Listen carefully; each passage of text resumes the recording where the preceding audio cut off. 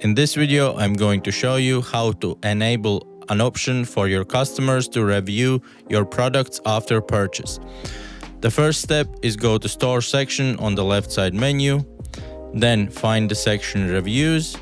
However, you will see that the reviews are disabled and you can enable reviews under Store settings. So click on the text and at the very bottom you will see that there is a checkbox Enable Reviews. Tick the checkbox and click the button Save.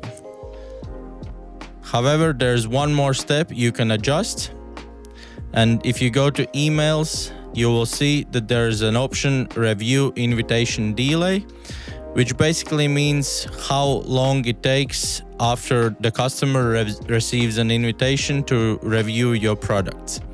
So you can set it to 5, 10, 20 or 30 days, and it should be based on your delivery time, so the invitation to review products doesn't come earlier than the product has been actually received.